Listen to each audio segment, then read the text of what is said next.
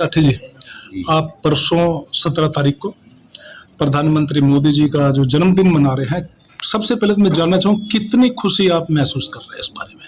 देखिए, ये हमारे लिए नहीं, इस भारतवर्ष के लिए खुशी का दिन है। हमारे बहुत ही आदरणीय, मैं तो कहूँगा कि एक महापुरुष जी, इस देश के प्रधानमंत्री हैं, भारतवर्ष के, और उनका जन्म दिवस है। हमारा कार्यक्रम एक दिन पहले से ही आरती से शुरू होके और इतवार को 17 सितंबर को उनके जन्म दिवस पर हवन में आहुति डालकर जी, यज्ञ जो हमने रखा है, जिसमें जगत गुरु श्री श्री 1008 हरिओम जी महाराज उस कार्यक्रम को सफल बनाने के लिए ऋषिकेश से आगे जंगलों में रहते हैं, वो जी, आ रहे हैं जी, और बहुत बड़ा ये कार्यक्रम है। और मैं तो ये कहूँगा कि मोदी जी के जन्म दिवस पर हर घर में यज्ञ होना चाहिए। उनकी मनोकामना, उनकी दीर्घायु के लिए हमें भगवान से प्रार्थना करनी चाहिए कि भारतवर्ष का नेतृत्व वो इसी तरह करते रहें और भारतवर्ष का डंका विदेशों में क्या दुनिया में बजता है। जिस तरह आप प्रधानमंत्री मोदी जी का जो जन्मदिन मना रहे हैं, आप किस चीज़ से प्रेरित हुए हैं कि मैं ये 73वां जन्म दिवस अपने यहाँ पे बहादुरगढ़ के अंदर मनाऊँ?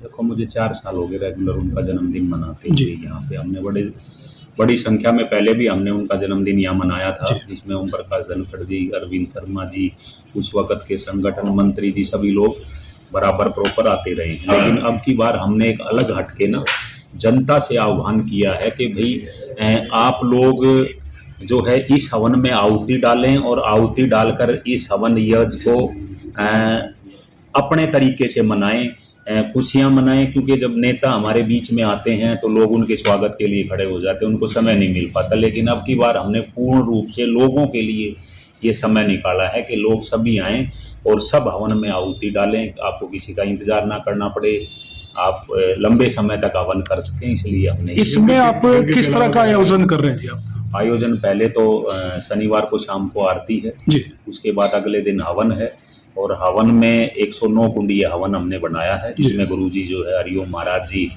जगत गुरु जी हैं, वो उसमें हवन के लिए वो सबको 9 कुंडीय हवन में वो बैठेंगे जी, और खुद ही हवन करवाएंगे। और ये देखने लायक होगा। मैंने उनको पूजा करते हुए देखा है। जी, उनकी जो पूजा होती है वो एक सबसे अलग और हटके होती है। जी, और जो का उनके कार्यक्रम में जो लोग बैठते हैं, वो मेरे को लगता है कि जितनी खुशी उनको उनकी पूजा से होती है, मेरे को नहीं लगता कहाँ लोगों को खुशी मिलती होगी। मोदी जी के नेतृत्व में बहुत ही बेमिसाल काम हुआ है, चाहे श्री राम मंदिर का हो, धारा 370 को लेकर के हो, एक राष्ट्र प्रेम और देशभक्ति की एक अलग से लहर जो पूरे देश में देखी जाती है, जिससे लाखों लोग प्रेरणा ले रहे हैं और विश्व गुरु बनने की तरफ भारत अग्रसर है। तो युवाओं को क्या संदेश देना चाहिए? युवाओं को मेरा यही संदेश है कि अपने आप में भी, खुद में भी अपने आप को भारतवर्ष का प्रधानमंत्री जो जिस तरह से काम करता है, हमें भी उनसे प्रेरणा लेनी चाहिए। हर युवा को, युवा ही इस देश का जो है सर्वोद्धार, आगे के लिए जो है भविष्य है इस देश का। और मोदी जी से सीख लेकर उनके नक्शे कदम पर चलना चाहिए। क्योंकि एक आम परिवार से, एक छोटे से परिवार से जब कोई देश का प्रधानमंत्री बन सकता है, तो हमारे नौजवान जो बच्चे आज देश की रीढ़ हैं, युवा हैं, उन्हीं को देश आगे चलाना है। उनसे प्रेरणा लेके लोगों को राजनीति में, समाज सेवा में आने के लिए, तो मैं तो यही कहूँगा कि भाई उनको भी आगे बढ़ना चाहिए और उनसे प्रेरणा लेके ही, एक मजबूत संगठन की प्रेरणा लेके उनको आगे बढ़ना चाहिए। जन्म दिवस के मौके के ऊपर आप रक्तदान शिविर भी लगा रहे हैं। जी जी रक्तदान का एक मायने होता है कि भी जो जरूरतमंदों को रक्तदान जी वहां तक पहुंचा दिया जाए। जी। लेकिन हमारे देश के अंदर कभी हिंदू मुसलमान, कभी किसी तरह का, आप क्या संदेश देना चाहोगे? सबसे पहले भाईचारा भी बने। देखो, जितने भी इस पृथ्वी पर जीव हैं, जी, सबका खून लाल है। हाँ जी, और हिंदू मुसलमान तो मैं ये मानता हूँ कि हमारा तो भाईचारा सदैव से ही रहा है।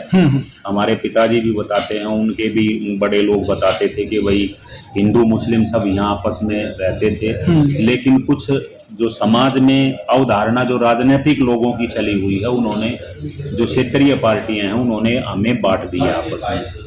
और ये पहले कहीं नहीं था।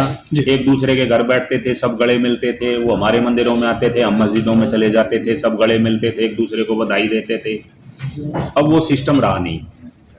अब ये मेरा मानना ये है कि उसी पुराने दौर में आके हमें उसी भाईचारे को कायम करना चाहिए और आपस में सबको मिलजुल के रहना चाहिए, क्योंकि प्राणी मनुष्य जो है, मनुष्य का जीवन जब इंसान को मिलता है तो परमात्मा के घर से कहते हैं कि भी 90,000 योनियों में से जाके एक बार आदमी को जीवन मिलता है। तो मेरा मतलब कहने का मतलब यही है कि हम सबको मिलजुल कर रहना चाहिए, इसी में सबका कल्याण है। ये थे सतपाल राठी जी, जिन्होंने अभी बताया कि आज भारतवर्ष के हर नागरिक को, चाहे हिंदू हो मुसलमान हो, सबको प्रेम से रहना चाहिए, क्योंकि प्रेम के अंदर रह के ही हम एक अच्छा जीवन व्यतीत कर सकेंगे।